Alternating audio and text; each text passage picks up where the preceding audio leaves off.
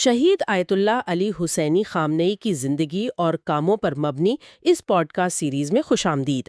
ہم شہید آیت اللہ علی خامنئی کی کتاب نہج البلاغہ سے ازباغ کے سبق نمبر 4 پر گفتگو کرنے جا رہے ہیں۔ جی، اور آج کا یہ جو ہمارا تفصیلی مطالعہ ہے یہ بہت ہی دلچسپ ہونے والا ہے۔ بالکل۔ اس کی وجہ یہ ہے کہ آج کا ہمارا بنیادی مقصد یہ سمجھنا ہے کہ اللہ نے پیغمبروں کو کن بنیادوں پر منتخب کیا، یعنی ان کی اصل ذمہ داریاں کیا تھیں اور وہ کن مخصوص ثقافتی اور سماجی حالات میں اس دنیا میں تشریف لائے۔ صحیح، اور یہ کوئی عام سی تاریخی گفتگو نہیں ہوگی۔ جی نہیں، بالکل نہیں۔ ہم ان حیرت انگیز سماجی اور نفسیاتی حقائق کو کھوجیں گے جو شہید آیت اللہ خامنئی نے پیش کیے ہیں۔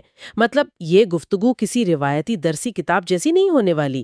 ہم دیکھیں گے کہ امام علی علیہ السلام کے بیان کردہ تصورات کی روشنی میں تاریخ کے ان عظیم رہنماؤں کا انتخاب کیسے ہوا۔ اور میں سمجھتا ہوں کہ یہ موضوع اس لیے بھی غیر معمولی اہمیت کا حامل ہے کیونکہ یہ پیغمبروں کے زندگیوں کو صرف معجزات کے دائرے سے نکال کر ایک بہت گہری سماجی حقیقت کے طور پر پیش کرتا ہے۔ عموماً جب پیغمبروں کا ذکر ہوتا ہے تو ذہن میں فوراً کچھ ایسے افراد کا خاکہ ابھرتا ہے جن کا عام انسانوں سے کوئی تعلق نہ ہو۔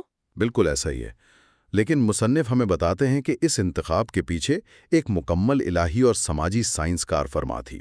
تو اس سے پہلے کہ ہم یہ جائزہ لیں کہ پیغمبروں نے دنیا میں آ کر کیا کیا، یہ جاننا ضروری ہے کہ انہیں کس بنیاد پر چنا گیا۔ صحیح۔ اور اس کی بنیاد امام علی علیہ السلام کے اس مکمل قول میں موجود ہے جہاں وہ فرماتے ہیں، آدم کی اولاد میں سے اللہ نے پیغمبروں کو چنا اور ان سے اپنی وحی کے بارے میں عہد لیا، اور اس بات کا عہد لیا کہ وہ اس کے پیغام کو اس کے امانت داروں کی طرح پہنچائیں گے۔ واہ! اس کال میں چنا کا جو لفظ استعمال ہوا ہے، میں دیکھ رہی تھی کہ ماخذ کے مطابق اس کے لیے عربی کا لفظ استفا آیا ہے۔ جی، استفا۔ اور یہ عام انتخاب سے بہت مختلف ہے۔ جی، تو اس کا مطلب ہے کہ یہ انتخاب کسی لاٹری یا اچانک کیے گئے فیصلے کا نتیجہ نہیں تھا، ہے نا؟ بالکل نہیں۔ مصنف کے نزدیک استفا محض کسی کو پسند کر لینے کا نام نہیں ہے۔ دیکھیں، عربی لغت میں یہ لفظ اس وقت استعمال ہوتا ہے جب ایک بڑے مجموعے میں سے، جس میں خالص اور ناخالص دونوں طرح کے عناصر شامل ہوں، صرف خالص ترین جوہر کو الگ کیا جائے۔ اچھا، یعنی یہ بالکل ایک چھاننے کا عمل ہے۔ جی، ایک چھاننے کا عمل۔ پیغمبر اگرچہ جسمانی اور ظاہری اعتبار سے انسانی تھے، ان کی بشری ضروریات بھی وہی تھیں، لیکن روحانی اور اخلاقی طور پر وہ اعلیٰ ترین درجات کے اہل تھے۔ صحیح۔ مصنف اس بات پر زور دیتے ہیں کہ ان کی یہ فضیلت محض آسمان سے اتری ہوئی کوئی طلسماتی خصوصیت نہیں تھی، بلکہ وہ انسانیت تھی کہ اس خالص ترین جوہر پر مشتمل تھے۔ وہ ایسے والدین کے ہاں پیدا ہوئے جو ہر قسم کے شرک اور آلودگی سے پاک تھے۔ گویا یہ ایک طویل عمل ہے جو نسل در نسل چلتا آ رہا ہے۔ یہ بالکل ایسے ہے جیسے کسی قیمتی دھات کو بھٹی میں تپا کر خالص کیا جاتا ہے۔ سونا جتنا زیادہ بھٹی کے مراحل سے گزرتا ہے اتنا ہی نکھرتا ہے۔ بہت عمدہ مثال دی آپ نے، اور اسی لیے مصنف نے جو پیغمبر اسلام کی مثال دی ہے کہ وہ حضرت عبداللہ اور حضرت آمنہ کے ہاں پیدا ہوئے، وہ اسی خالص پن کی ایک کڑی ہے۔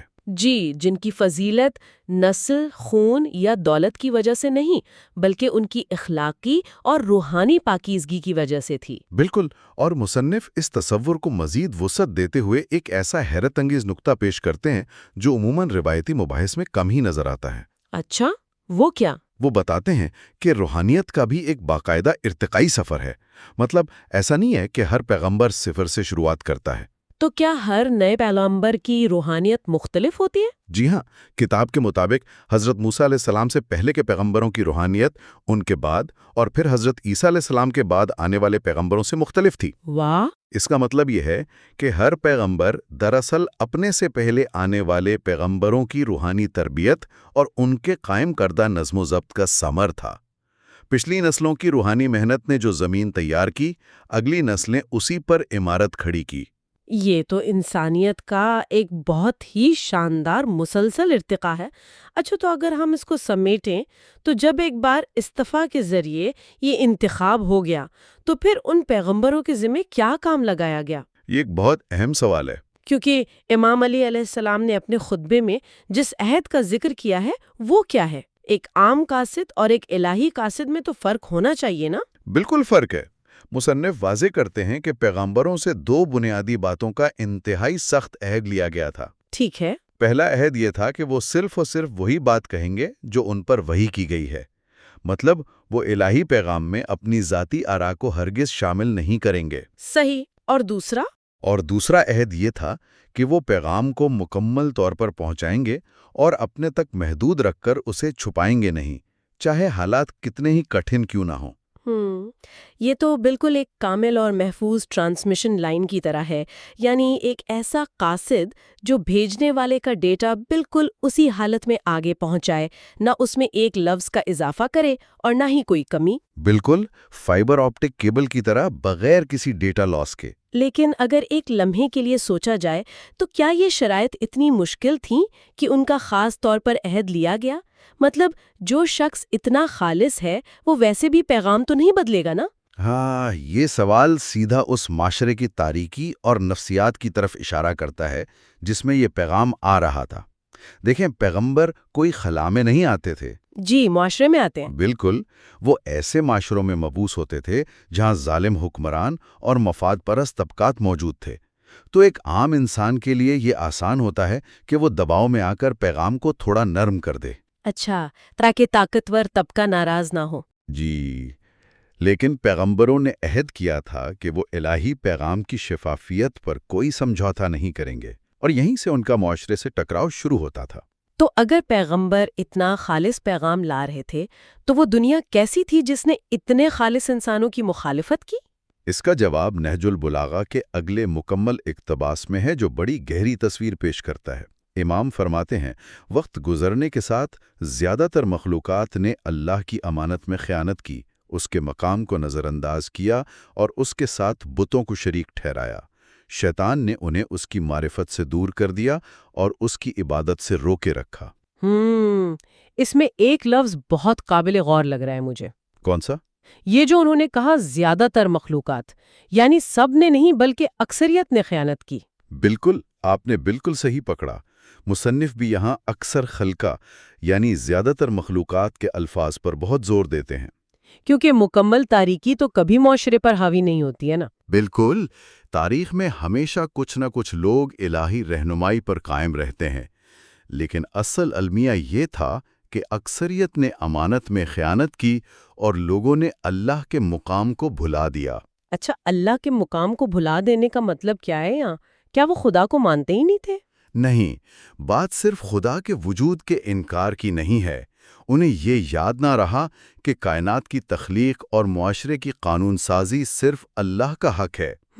یعنی نظام زندگی چلانے کا حق۔ جی، جب لوگ اللہ کو چھوڑ کر انسانوں یا غلط روایات کو اپنا رہنما مان لیتے ہیں تو وہ شرک کرتے ہیں۔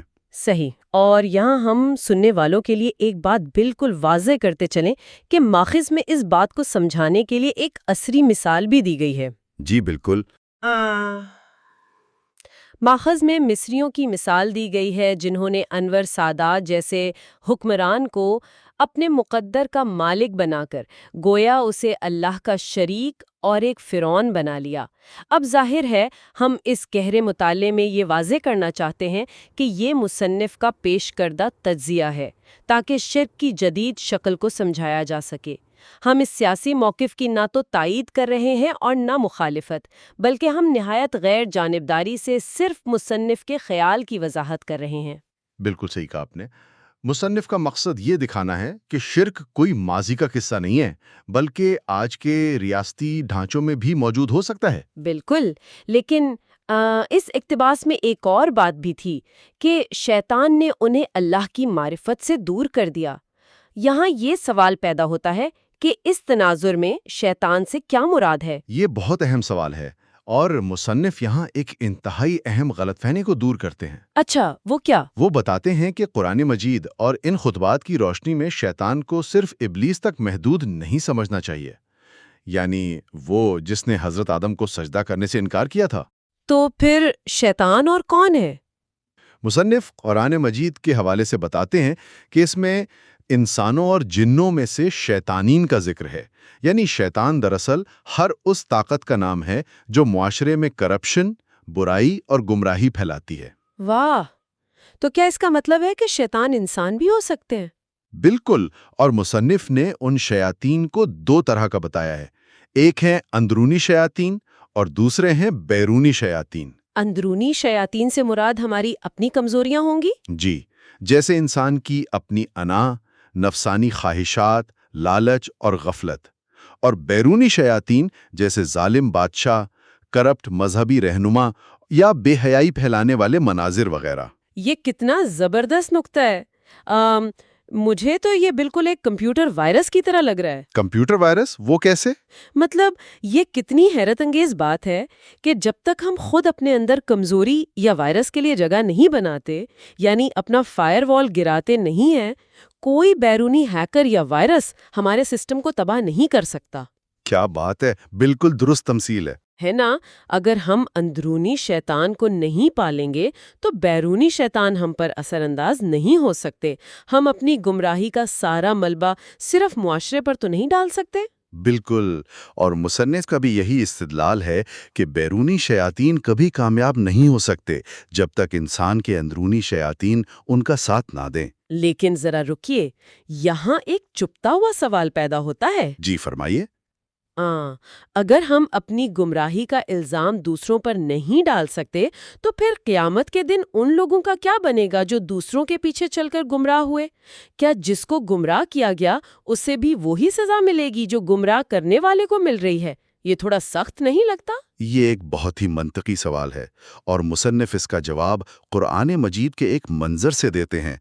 वो मंजर जहां क़यामत के दिन मुतकब्बिरीन यानी तकब्बुर करने वाले और मुस्तज़अफ़ीन यानी महरूम तबके के दरमियान बहस हो रही होगी। अच्छा, वो बहस कैसी होगी? गुमराह होने वाले महरूम लोग कहेंगे कि इन मुतकब्बिरीन ने हमें गुमराह किया, जबकि मुतकब्बिरीन जवाब देंगे कि हमने कोई ज़बरदस्ती तो नहीं की थी, तुम्हें हमारी बात सुननी ही नहीं चाहिए थी। मतलब दोनों अपनी अपनी जगह सही कह रहे होंगे। जी, माहिरीन के मुताबिक दोनों सच बोल रहे होंगे, लेकिन इसके बावजूद दोनों ही मुजरिम करार पाएंगे और सजा के हकदार होंगे। लेकिन ऐसा क्यों? बेचारे महरूम तबके को तो कोई रियायत मिलनी चाहिए ना? मुसन्निफ इसकी वजह ये बताते हैं कि अल्लाह ने इंसान को अक्ल और आज़ादी दी थी।